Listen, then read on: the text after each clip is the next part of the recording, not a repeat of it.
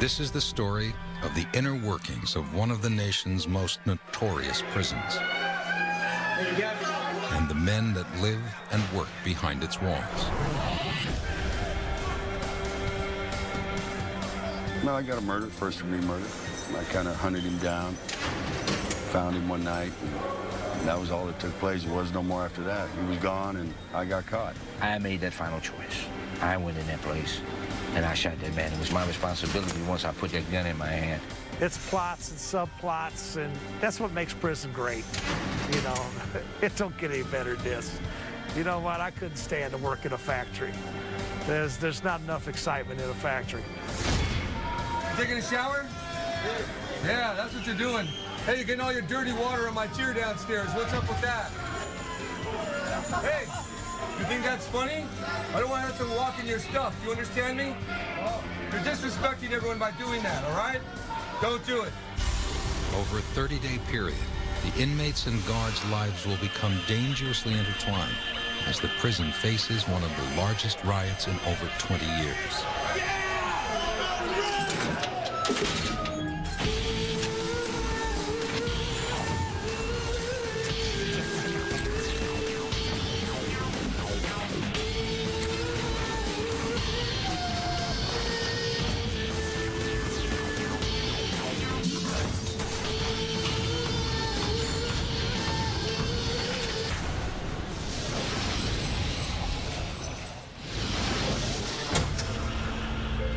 San Quentin, it's California's oldest and most infamous prison. Built in 1852, it's just north of San Francisco in a solidly upper-middle-class neighborhood. Some of California's most exclusive suburban communities lie within 10 miles of the prison. It's home to many of the state's most brutal criminal and sexual offenders. Notoriously violent and, in some areas, dangerously overcrowded, the prison has earned a telling nickname. It's called the Arena, and it's where California's most vicious criminals square off. Correctional Officer John Gladson has experienced some of this violence firsthand. In his 23 years at San Quentin, he's been kicked, beaten, and stabbed. He's also gained the respect of guards and prisoners alike. All right, Sandy. You know I got love for you. Go. Gladson makes his morning rounds and checks in on the prison's West Block housing unit, where new inmates are about to arrive. All of the inmates coming into West Block are fresh off the bus from the county jails. Most of them have been in the prison system before and are back on parole violations. These guys just got here from county jail. Most of them were violators. Very few first-termers in that group. One thing I always like to look at when the guys come up from county jail is who's sad in that group. Not one person. You don't see anybody. They're where they want to be. Gladson passes an area that's a potent reminder of the realities of prison life. The completely exposed outdoor bathrooms. Here, security always trumps privacy. You know, one of the things that brings prison into reality is the prison bathroom, because there's no privacy.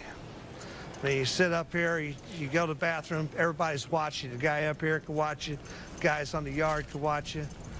And it's just, man, I don't know how these guys do it. I really don't. Look at the pigeon nest right here. See the pigeon nest? Look at the pigeons right there. They gonna shit on you as soon as you shit in the toilet. Yeah. It's a double shit. Oh, it's all. It's a double crap. Double crap. Double crap.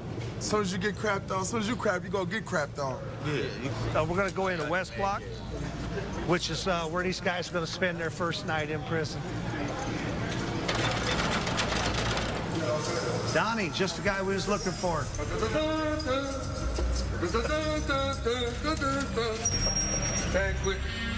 Officer Danny Atkins heads up the reception center. He's here to handle the basic needs of new inmates, and that can be a tall order. Fresh from the streets.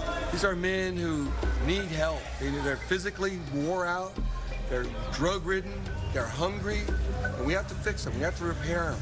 They come in here, the first thing they ask is to get their teeth pulled, many of them. They're on, the different drugs. They lose their teeth. It's a great thing here. It's amazing. This is the revolving door. It's Excuse me, folks. West Block Atkins. West Block inmates receive their first meal here in the mess hall. There's always an increased potential for danger at chow time. That's because it's one of the few times a day when large numbers of inmates are out of their cells simultaneously. Okay, this is the breakfast tray that the fellas are getting right now. It's got grits, 2 hard-boiled eggs, potatoes, 2 slices of bread, 2 bananas, and a milk. Punctuated by menacing gestures or humorous outbursts, meals are rarely uneventful.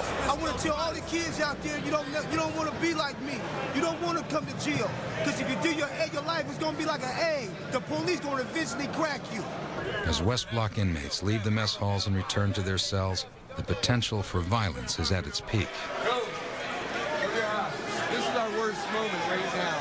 Right now, this is the moment when a whole tier will erupt.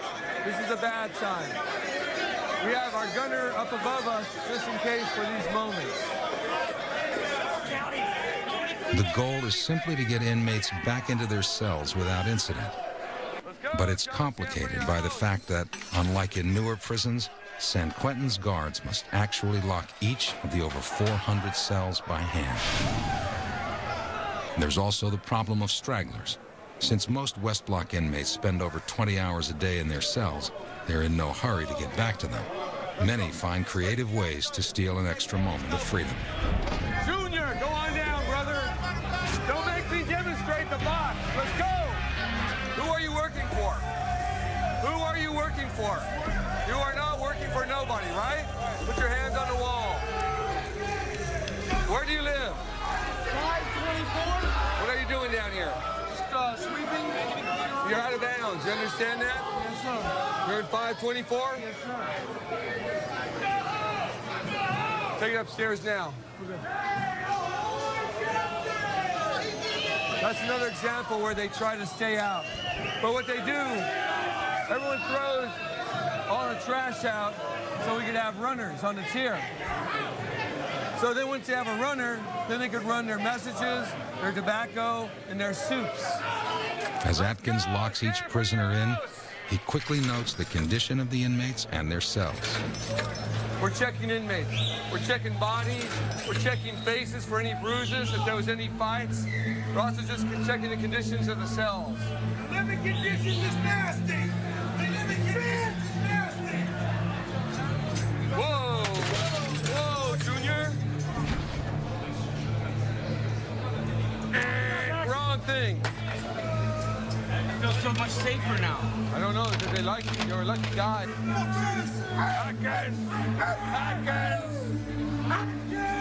Most of them would be a frequent flyer here, a return.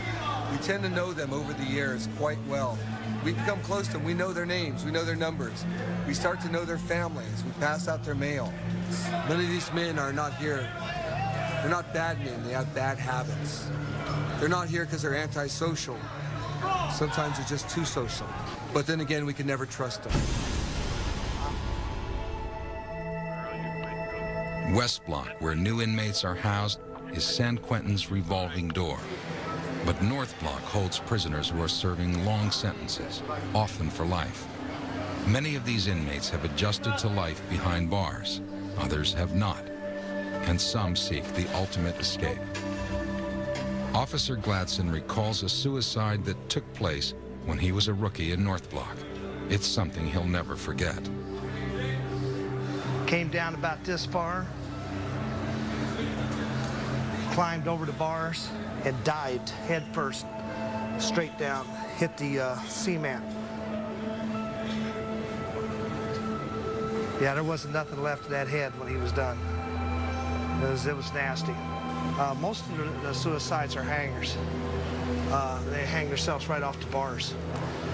Tie the rope around the bar right in here and put it around, and then they just lean down. I mean, they're serious about it. For some inmates, life in North Block can be structured and peaceful, worlds away from the chaos of West Block. And North Blockers who maintain good behavior and clean records enjoy special privileges. They can spend much of the day outside of their cells, which they're allowed to customize.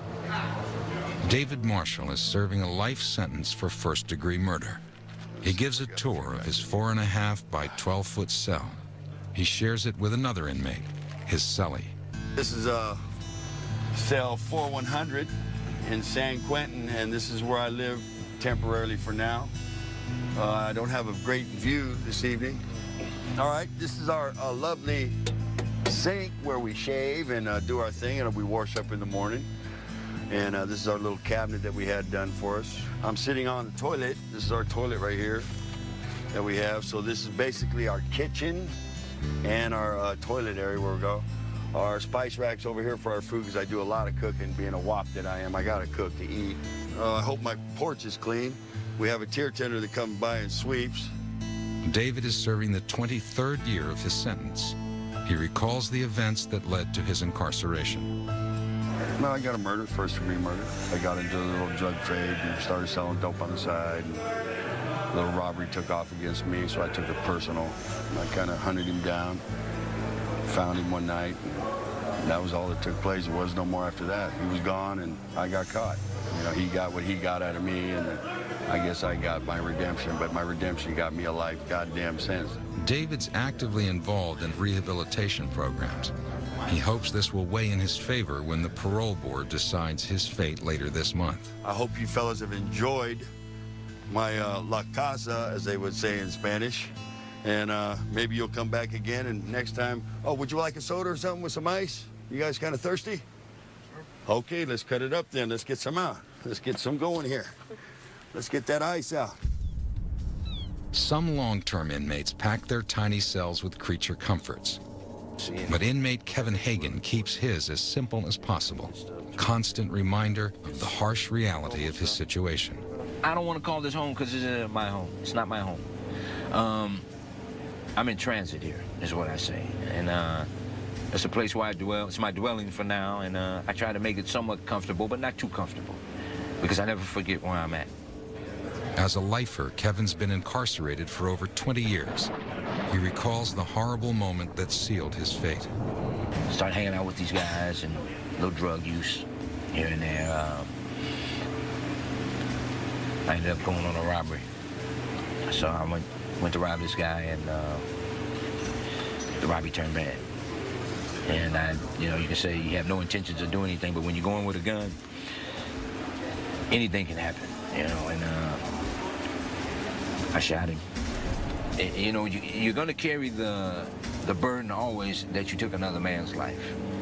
And I think it's real important that you don't forget that. You live, I strive and I live from that action as well, so that I don't ever become that person again. There are over 600 men living on death row in San Quentin. All of the inmates here have been convicted of committing heinous crimes. And here they'll pay the ultimate price. Lieutenant Samuel Robinson heads up the Adjustment Center. This is where new inmates live until they adapt to life on death row. It's the most violent place in all of San Quentin. I'm locked away for 8 hours with some of the most violent people in the world. I say you come in with your game face on. It's always a challenge. You never know what to expect, but you always program your mind to face the worst. They've shot darts at us. I mean, they've manufactured darts out of staples, out of books. But they've thrown urine and feces on us or at us. The prisoners' behavior is as varied as their crimes. Robinson shares his impressions of one particularly high-profile inmate. My interaction with Scott Peterson, when I looked at him, I referenced Wally Cleaver. He didn't come across as, you know, some monster or anything like that. He came across as this innocent, suburban type of guy. Peterson seems to get on well with the staff at San Quentin, but his fellow inmates, that's a different story. I think he tried to be cordial and charismatic with a lot of the other inmate population here. However, most of them in this building, they shunned him. He didn't engage in too many conversations in here. It was mostly because the other inmates wouldn't converse with him. Most prisoners keep Peterson at arm's length, but Sergeant Frade knows that some inmates would like nothing better than to get in close enough to make a name for themselves off his celebrity status. What do you think the inmates would do if he was let loose on that yard over there? I believe they would hurt him seriously. They would seriously hurt him. Although the CDC wouldn't permit the film crew to interview any actual death row inmates, inmates on the prison yard are quick to respond to questions about Scott Peterson. Oh, if we had a shot at him? Oh, yeah, that's a trophy. Yeah, That's a trophy right there. That's one for the mantle. What would we do to him? He wouldn't be pretty. I'd run something up in him. I'd break something off in him. A pencil. Number 2, preferably. Sharpen down tonight, just night. And when you get it in there, you break it off. Brutality comes with the territory at San Quentin. Gangs are responsible for most of the violence that takes place. 2 highly organized Hispanic gangs wield power here. The Sureños from Southern California and the Norteños from the north. The Norteños, or Northerners, are the largest and most organized gang in San Quentin. When they're involved in violent activity, the entire prison takes note. In West Block, Officer Atkins discovers that 2 Norteños have been fistfighting. The staff realizes that what seems like a simple brawl could actually have larger implications. We had to fight. A couple of Northerns were in a cell. I guess they came down to cheer. We had to take our sergeant had to take a baton to the inmates who were fighting. Northerners have been what we call cleaning house. That's what occurs. They find out someone has the wrong kind of crime or to hold on someone. They take care of it themselves. By cleaning house, the Norteños and other prison gangs expel undesirables within their ranks. They also execute perpetrators of taboo crimes, like child molestation. The recent fight could be house cleaning or a signal to other gang members. Officer Gladson monitors the lower yard, the epicenter of gang activity. Okay, straight off the bat now. You look over, and you got your little soldiers out there. You see them with the guarding the corners? Yes, making sure that nobody can creep up on the gangsters. Even in the reception center, the gangs will run things, you know. That's what's going on right here in this corner. And I'm sure if we went around, the white boys and the black guys would all be doing the same thing. Everybody's got their little gangsters out. But nobody does it as obvious as the Northern Hispanics right here. Prison is a complex world unto itself, a world that gangs rule. Inmates segregate into various gangs upon entering prison, and the gangs determine their individual status within the group. At the very top of the hierarchy are the gang leaders. They're called shot callers. Basically, the way the system works is people come in by counties, and you go by your counties, and they have one shot caller that rules the county that you're in. And basically, if any goes down, all the shot callers get together to have a shot caller meeting, and then it gets determined what goes down, whether we're gonna fight, or somebody gets stuck, or whatever. You know what I mean? What's going on. This is be a dangerous place. It's just that it's how you carry yourself. You know what I mean? And there's a lot of stupid going on. You know, when people come in and if you run their mouth, gets handled. You know what I mean? How does it get handled? It just gets handled by the hierarchy, the shot callers. There's the ones that throw down the law. When shot callers call for violence, gang members make weapons out of whatever materials are at hand. Stabbing instruments or shanks come in all different shapes and sizes. With necessity spurring them on and plenty of time to craft their creations, prisoners become ingenious weapon makers. This is a newspaper that's been rolled up and been manufactured into a spear. Has a long shaft on it, and on the end here for a tip, it appears that they've used some plastic to heat up and sharpen and roll to a point. One of the reasons that they don't serve steak inside the institutions anymore is because of the bones, which can be manufactured into weapons. And this is one here where it's been sharpened to a point, and they actually use it as a stabbing weapon. San Quentin's staff confiscates hundreds of shanks every year. Most fights never come to the guards' attention. but it's not uncommon to find inmates with stab wounds. Some wear the scars as a badge of honor. That's the one right there. Right there, right? Y'all got stab wounds? Yeah, I got one right here. Here's mine right here. Here's mine right here. What kind of weapons? They use Pencils. Break them off. pencils by ass. Here's a knife. Was this all in prison? Prison. Yes. Prison. What was it over? Kill Whitey. Kill White. Kill the white man. You know, I tried to kill it. Can't tell you that. Can't tell you that. First. Can't tell you that. No. You can't do that. You can't do that. What do you mean? Because I didn't get caught. They didn't catch him. That's the theory. I sewed myself up. Not everyone enters prison intending to commit violent acts, but for some inmates, it's the only way to protect themselves from shot callers. You know, a lot of times the guy who's doing the stabbing doesn't want to do this, but he's forced into doing these things. You know, like the gangs put it to the guy. They'll say, you know what, since you're real good friends with Joey, we want you to stab Joey. And if you don't stab Joey, then we'll stab you. So guess what? Joey's going to get stabbed.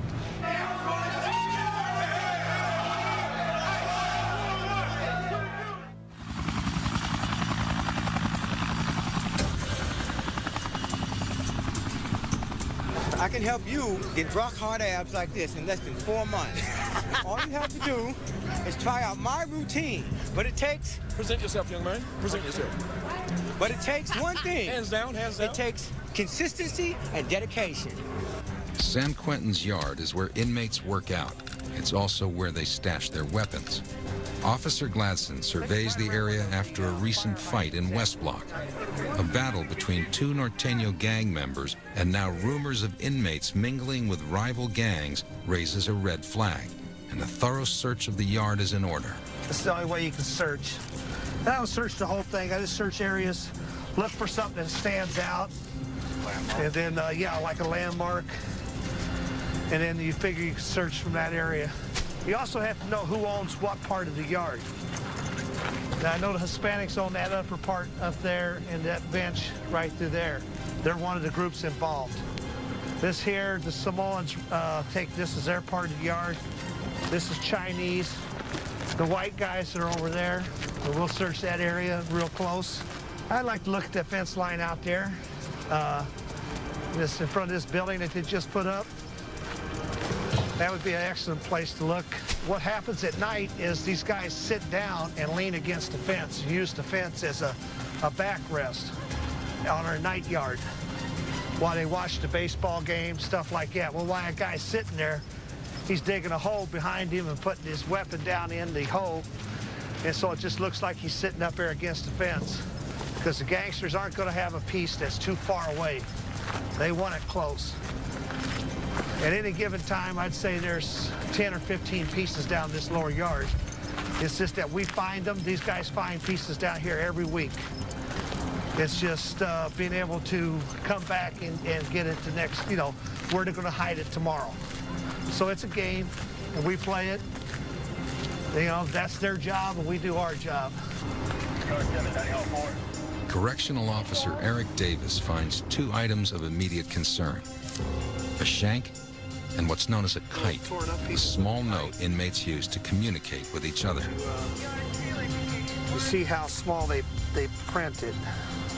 Well, it's like, I'll take it into the squad to have them look at it and find out whether it's something or it's nothing, but it's just some little key words that kind of catch your attention, like it says on here, yard, or on another piece it says respect, and you know, another part says, you know, be careful. And then this was just found hanging off of the fence. It looked like somebody had worked it. You don't know if they took it to be weapon stock. That's what they took it for. See how easy that can be made into a nice piece. This even being better, since it's rounded, they don't have to worry about it stabbing them in the wrist. Investigators will examine the shank and the kite for any clues as to which gangs are involved. With this latest development, the guards are now on high alert. By him getting that and getting that piece, he has stopped somebody from having a bad day, all right? Because that piece would eventually ended up inside of somebody. And, you know, that's just a piece of prison steel going into a person's body. And so, you know, Davis don't realize it, that he just saved somebody a little grief. Okay, maybe saved 2 people a little grief. It doesn't feel good having a piece of round metal stock going into your body. The potential violence is quelled for the moment, but the threatening words on the kite still trouble Glanson. So he heads over to the prison canteen to monitor food sales. They can tell him a lot about the current state of the prison. In San Quentin, actions speak volumes. If prisoners are hoarding food, guards have reason to expect a major incident. Inmates stock up so that if the prison gets locked down, they'll have extra food in their cells. That's just a 7-Eleven, never gets robbed, okay? You can buy all your little stuff here. Their cosmetics, their food, things like that. This is a place that we watch real close. Lets us know, this is another indicator place. If we see the guys stocking up on all food, and that's all they're buying, then we know that we maybe have an incident coming. As inmates stock up, the guards know a storm of violence may be on its way. But how and when will it strike? David is also involved in rehabilitation programs, and his clean record means he's eligible to play for the prison baseball team. Only inmates that have maintained a history of good behavior are able to get out and compete on the ball field. During the 5-month season, the San Quentin Giants play 35 games. They compete with 12 different teams from the free world. Let's get busy. What we gonna do now? I sign autographs for eBay. They're only $500 this month. I just come down here today to watch the baseball game. You know, it gets boring up there in the cell block. What channel was this when it's coming out? Yeah, that was a big deal. That's exactly. It really helps them a lot. You know, it's kind of like a therapy for them. It keeps them from getting into violence and getting too, you know, idle.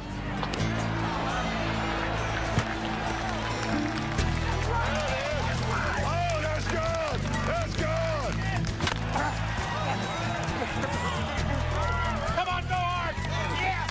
Yeah! Got David Marshall out there that's 51 years old, and you can watch these guys play, and at one time, they were pretty decent, you know, to above average ball players.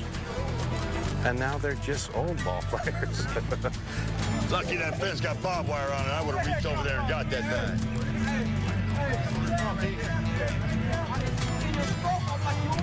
Oh, there it is! Ooh, nice play. Nice play. That was a hot one. Ooh, nice play. Okay, Giants on 3. Real loud now, huh? 1, 2, 3, Giants! Nice job, Hans. Very nice. See you next year, Hans. Thank you. Hey, still saw the shot.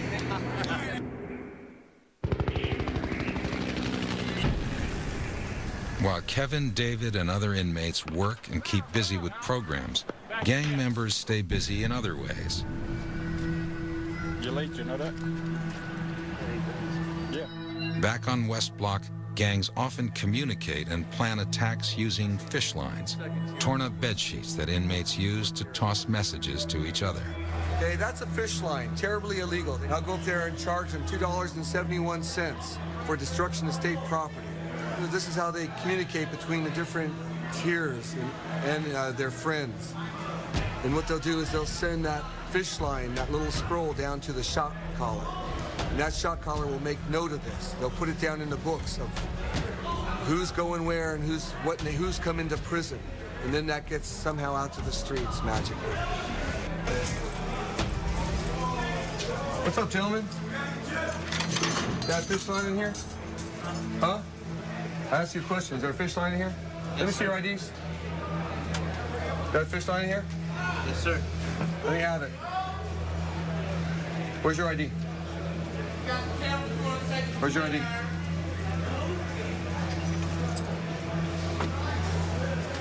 You know fishing is illegal, right? Gonna have to charge you for this $2.71, right? It may seem puny to you, but every night I gotta put them in the bed without sheets. And you guys wanna rip them up? It's against the rules. And on this fish line, which may seem insignificant, but they could go ahead and put a shank on there. They could go ahead and put their drugs on there. They could pass that note that someone's going to get hit. This is what we have to fight.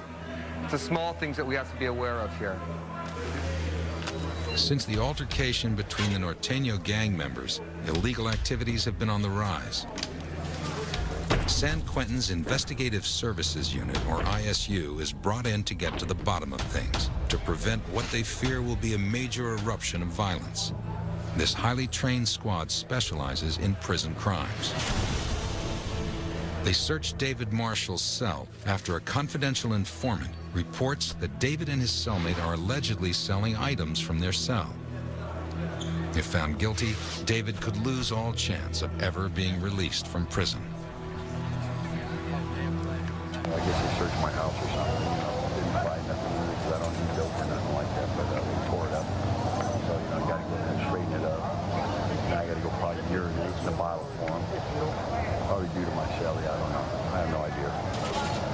I'm kind of upset, but, get over it. David's cellmate, Bruce Cooper, is a member of the Hells Angels. And David believes that's the reason the squad has targeted their cell.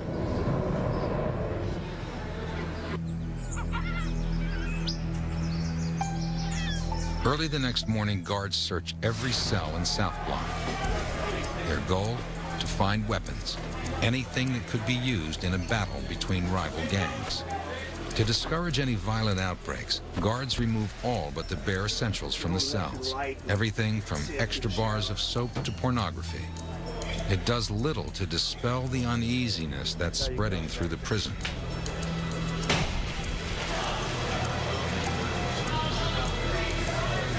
The fellas hate this search where we're taking everything out. So this is another reason why we do it, is because they don't want this.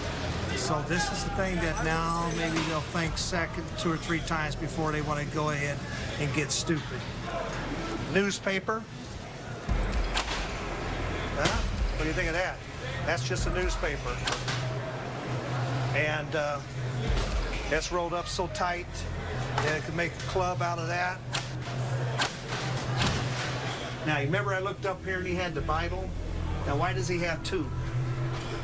There's people around here that don't even have 1. So, it just makes me suspicious of this guy, why he would have 2 Bibles. He hasn't found that much religion since he's been in prison. Yeah. Throughout the prison, tempers flare and tensions are on the rise. I think that we got a problem.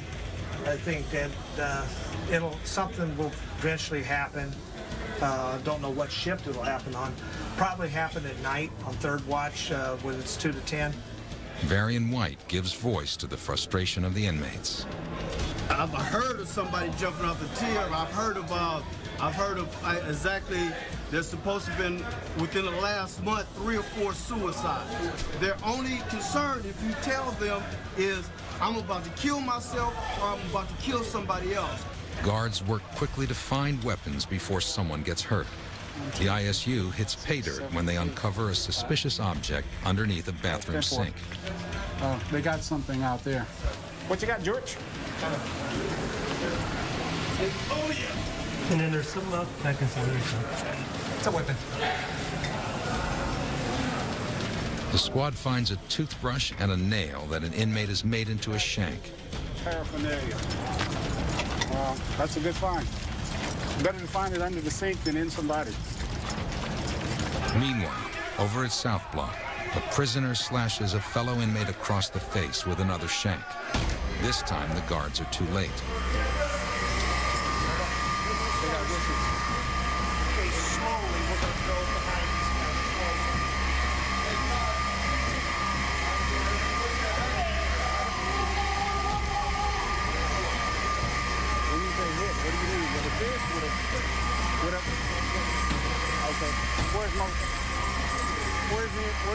Officers quickly search potential suspects for any cuts or scratches on their body.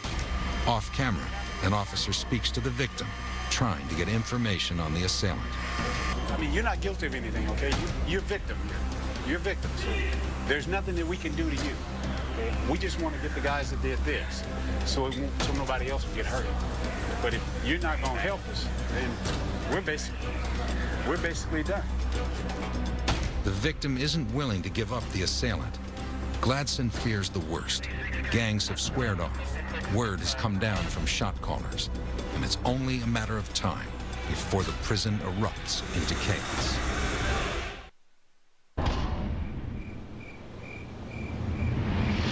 During third watch later that night, Gladson's fears come true.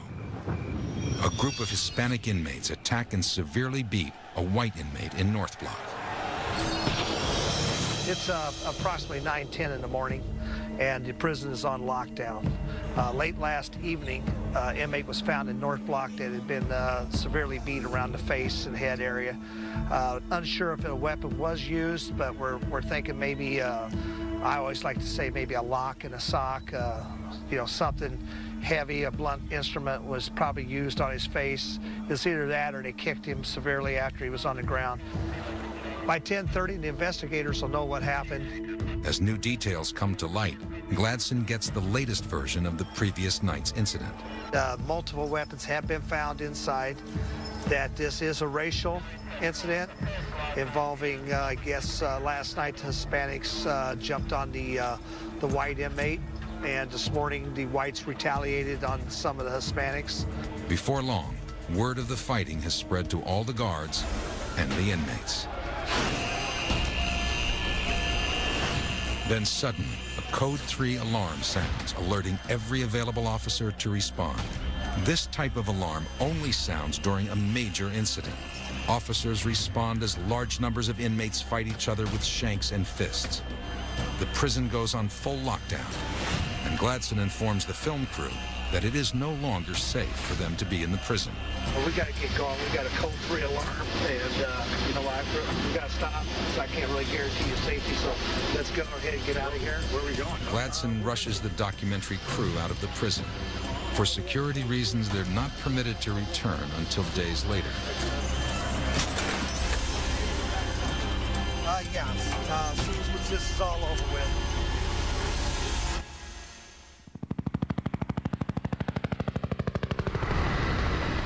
Parts of San Quentin are on lockdown as we speak tonight after a big riot erupts involving at least 70 prisoners. This all appears that the brawl was racially motivated.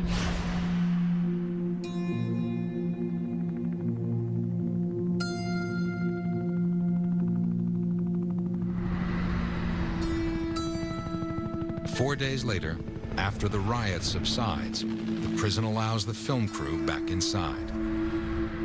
Well, it's about 11 o'clock in the morning, and a few days ago we had a major riot down here in the, this is the H unit. This house is the level 2 inmate. They're actually not supposed to be as violent, but it turned out that they got extremely violent. When everybody just got finally all back inside the dorms and were laying down, and they caught a guy and they sliced him underneath his, started at his ear over here, and followed his jawline around. Now, I believe they were trying to cut his throat, but he probably ducked his head because they followed his jawline all the way around and stopped over around here. Then there was another guy inside the dorm, and he got hit in the head with a blunt object right about this area. It busted his skull up pretty good. These guys knew what they were doing. They had the showers running. And the reason that they had the showers running, so when the pepper spray started coming, they were jumping over the barrier and just jumping into the showers and getting the pepper spray washed off of them as fast as possible. Oh, they don't want to be on. Most inmates will not speak about the riot. However, a Hispanic inmate asks to be interviewed. But before the interview begins, he's called away by a shot caller. All right. Sorry. All right, thank you. Okay, what's happening is homeboy's getting reprimanded for coming up and approaching you guys without permission. He's in a little gangster clique, and now that he's over there getting reprimanded, he'll probably have to stand over there all day and make sure nobody approaches them as part of his punishment. You know, so he's a kid. He's a little kid. Just like what your mother used to do to you when you were young, make you stand in the corner, they're going to make him stand over there in the corner. What a joke. For several white inmates, the reaction is more hostile. So why did the a Mexican guy beat up a white guy? I mean, what are the reasons these things happen? There's about 1,000 reasons. You're getting into day-to-day politics, homie, and you're out of bounds. That's all I'm going to tell you. Yeah. Okay? Day-to-day politics, man, you're out of bounds. Don't ask me. I ain't going to tell you. Why? Because I just told you. You're out of bounds. What does that See, mean? now you're out of bounds by asking me again. I told you I'm not going to answer you, and you come right back and you ask me again. It's because now you see, if you was an inmate, you know what? That would be disrespect. Right. And that starts it right there. You know, but I know you don't know no better. Right. So I'm going to explain it to you one more time. Some of the that goes on in here, man, is day-to-day politics. A black inmate explains why loyalty plays such an important role in prison politics.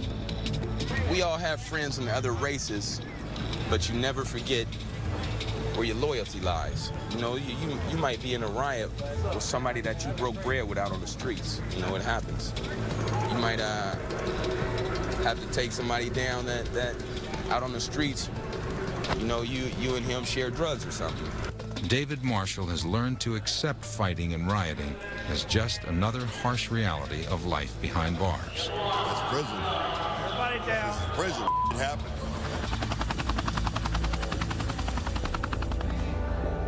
After guards search their cells and their urine samples come up clean, David and his cellmates are both cleared of all charges.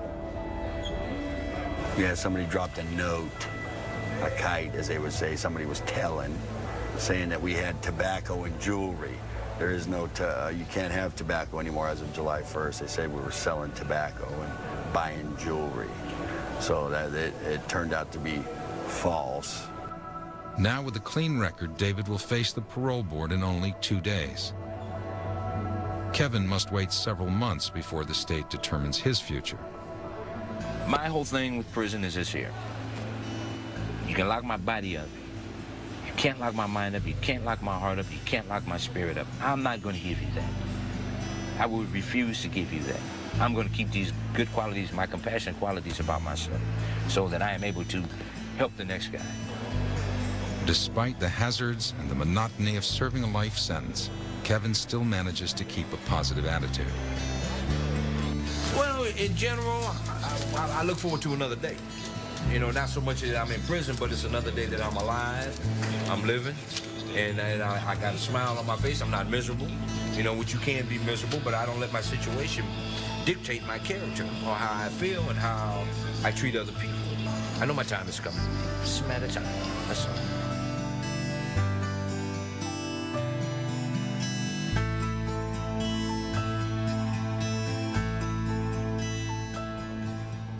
David Marshall is nervous about the upcoming parole hearing.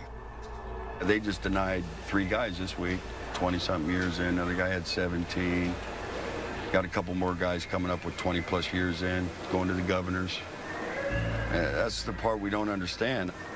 The parole board has denied David in the past. Their reason? His crime, stabbing another man to death, was simply too heinous. Would you consider your crime heinous?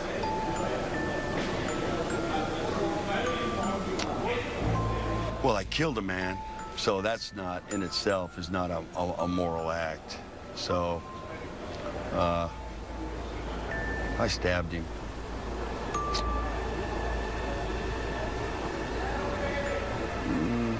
I killed him. So I'd have to say, you know, just probably, you know, just killing him. That'd be heinous, just to kill him.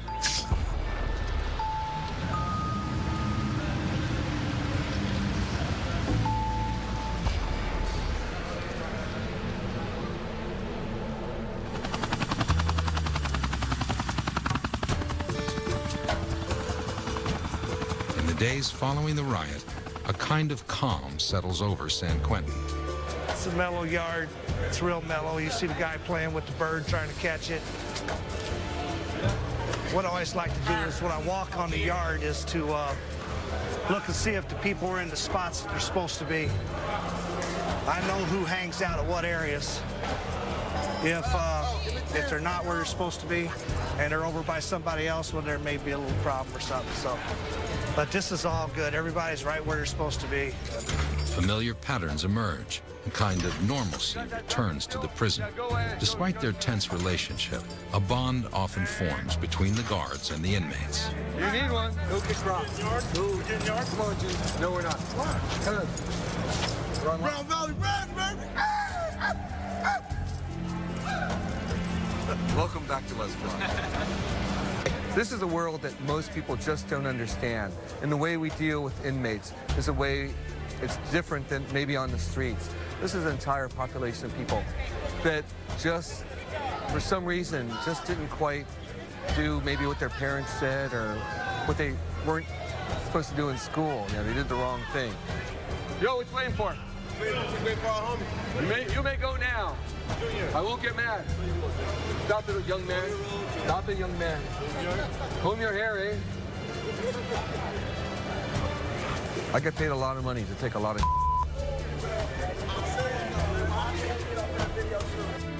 On the last day of filming, Officer Gladson shares what an important part of his life San Quentin has become. Yeah, it's plots and subplots, and that's what makes prison great. You know, it don't get any better than this.